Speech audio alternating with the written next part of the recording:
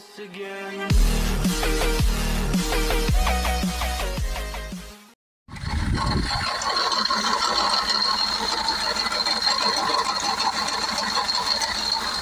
Oh, she doesn't sound good. Hello, it's Jimmy here at O'Reilly's. Looking at a Mercedes E250 here.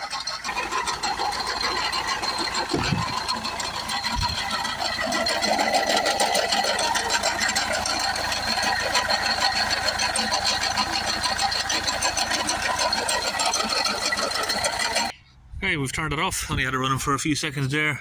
Sounds like the water pump has left the chat. We have water leaking out, and that is definitely got some play in it. Let's just get that belt off.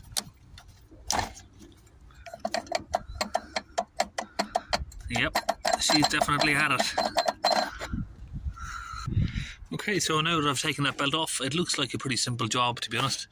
We have a few of these bolts here around the outer edge of the water pump, but now the bit that can catch you on this is it's got that little security piece in the middle, so you are going to need a special T30 Torx to fit these. Got a few of them going all the way around, so it should be just a case of pulling that out, fitting in a new one. So that is the tool there that you're looking for. It's a T30 with a hole in the centre.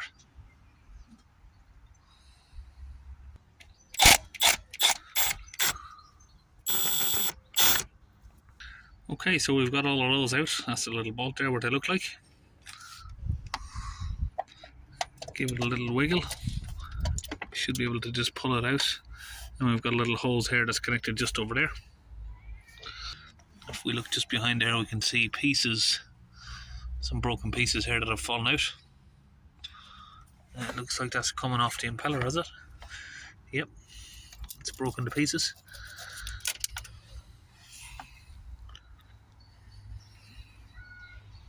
Okay, so that is the water pump out there now. You can see there's loads of tiny little pieces that have coming off of this. Now, hopefully, not too much of that has made its way inside, because there's not really a way that you can get that out. I mean, we've had a little feeling around here just to make sure there's no small pieces in there and around the areas here. If there is any, of course, just get them out. So what you want to do is use a kind of rough cloth just to wipe around and try and get the area as clean as possible there where the gasket sits around here. As you can see there, we're just rubbing her up here, trying to get it clean. So just here we have a brand new part here from Fevi Bilstein, and I've already just fitted nice and tight all the way around the seal there, the gasket all the way around. Just make sure it's nice and tight. Just going to give that a very, very light brush of grease, so we don't want any lumps of grease on there. We just want it to be wet, basically.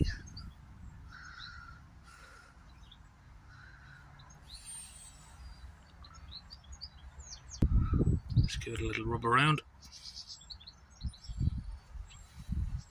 Okay, so I'll place the new water pump there just in place. What I've done is put one on the left, a little bolt here on the left side, and one on the total opposite side over here, just to hold it in place. So then we just go around each bolt, torque them all up from opposite sides. Just cross them around like a star shape, make sure they're all torqued down. So we just look at that belt. So we just lift that back on again, same way we pulled it off. So that's the belt there, all on, lined up in place. Now, I suppose if you're not able to pull the belt on, of course it has a tensioner down there. So let me have a look. Right down there, you can see the bolt there where the tensioner where you would put a spanner onto it.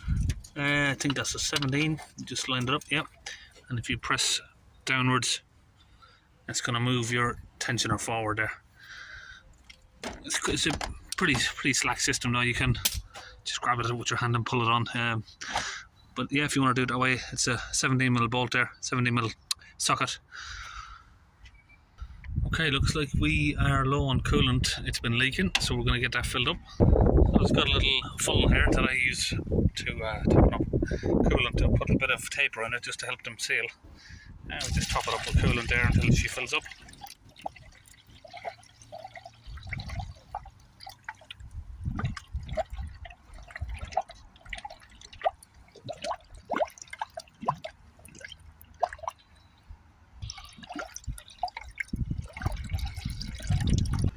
Okay, inside the car we started up. She did need a jump start there. Now we'll top her up with more coolant.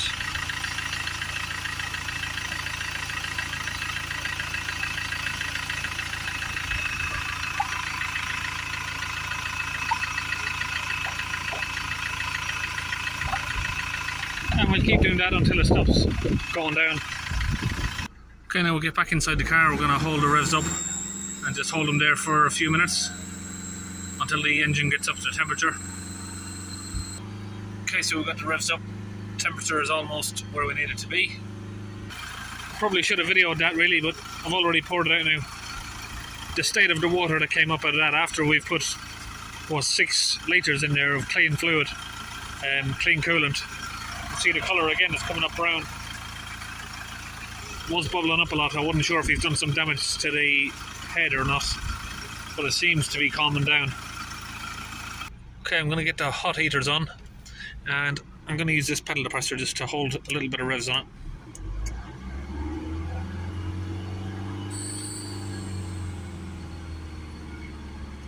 Just that up.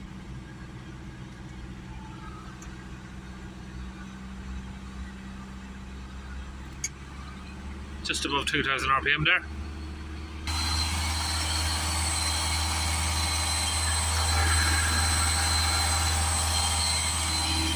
Oh, it's not looking good, bruv.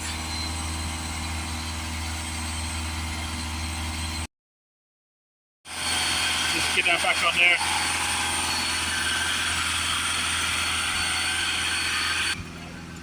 Gotta pull that back off. Looks like there's maybe some damage to the engine on this car. Yeah, that's not normal.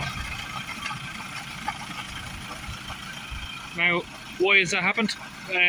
He's probably driven it down the motorway. We're just off the A1M here. He's probably driven it for a fair few miles without no coolant in the engine. Yeah, it's not good news. It's basically spat out all of the coolant there. So it's definitely getting exhaust gases into the coolant. Most likely going to be a cracked head, so it's a massive major job. Not something I want to go any further on, but I can recommend him someone if he wants to take it and get that done. Yeah, inside here we're not getting the hot air coming from the vents. Maybe lukewarm. So it's round about maybe 15 degrees. We are on high.